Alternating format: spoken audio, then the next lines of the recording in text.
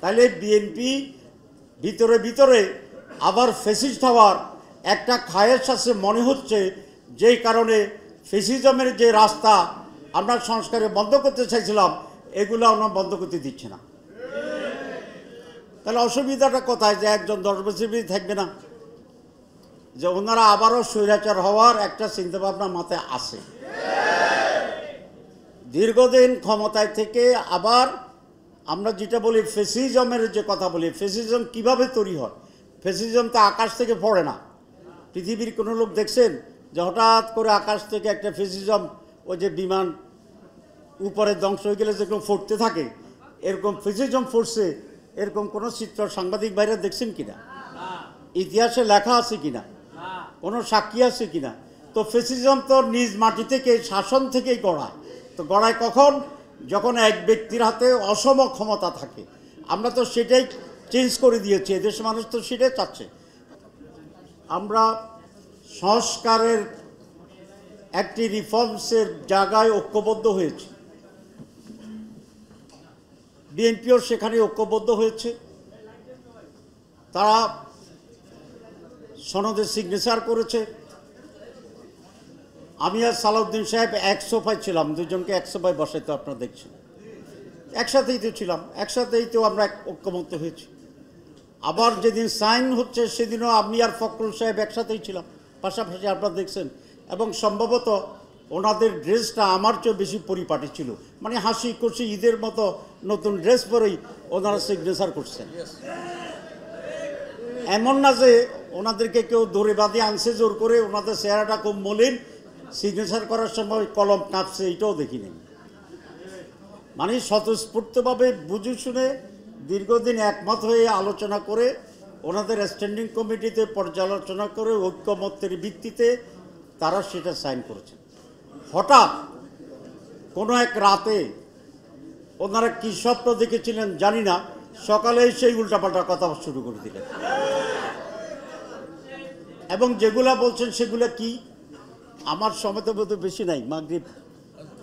আচ্ছা, 1 নম্বর কথা হচ্ছে যে সেখানে রিফর্মসে ছিল প্রধানমন্ত্রী এবং দলের প্রধান একজন হইতে পারবে না, ওনারা নোট অফ ডিসিশন দিয়েছেন। 2, কোনো ব্যক্তি একাধারে 10 বছর, তার হোল লাইফ টাইমে 10 বছরের বেশি প্রধানমন্ত্রী হইতে পারবে না। এগুলো যদি অ্যামেন্ডমেন্ট হয় তাহলে স্বৈরাচারী চরিত্র এবং স্বৈরাচার হিসাবে আবির্ভূত হওয়ার সুযোগটা থাকে না। তো এটার বিরোধিতা করা মানে কি? যে ওনারা আবারও স্বৈরাচার হওয়ার একটা চিন্তাভাবনা মাথায় আসে। দীর্ঘদিন ক্ষমতায় থেকে আবার আমরা যেটা বলি ফ্যাসিজমের যে কথা বলি, ফ্যাসিজম কিভাবে তৈরি হয়? ফ্যাসিজম তো আকাশ থেকে পড়ে না। পৃথিবীর কোনো লোক দেখছেন যে হঠাৎ করে আকাশ থেকে একটা ফ্যাসিজম, ওই যে বিমান উপরে ধ্বংস হয়ে গেলে যেরকম ফুটতে থাকে এরকম ফ্যাসিজম ফুটছে, এরকম কোনো চিত্র সাংবাদিক ভাইরা দেখছেন কিনা? ইতিহাসে লেখা আছে কিনা? কোনো সাক্ষী আছে কিনা? তো ফ্যাসিজম তো নিজ মাটি থেকে, শাসন থেকেই গড়ায়। তো গড়ায় কখন? যখন এক ব্যক্তির হাতে অসম ক্ষমতা থাকে। আমরা তো সেটাই চেঞ্জ করে দিয়েছি, এদেশের মানুষ তো সেটাই চাচ্ছে।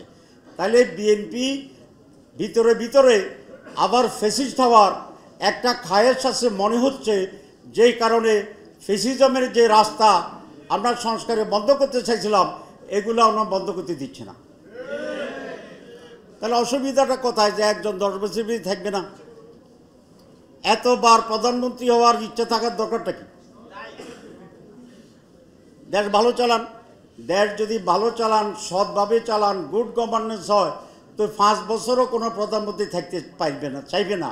কারণ তার উপরে দেশ শাসনের এত দায়িত্ব এবং বোঝা, সে করলে যে আমার 5 বছর পরে আমরা ছাড়ে দেন। তাহলে 10 বছর তো তবু আমরা বলছি থাকতে পারেন। আজান,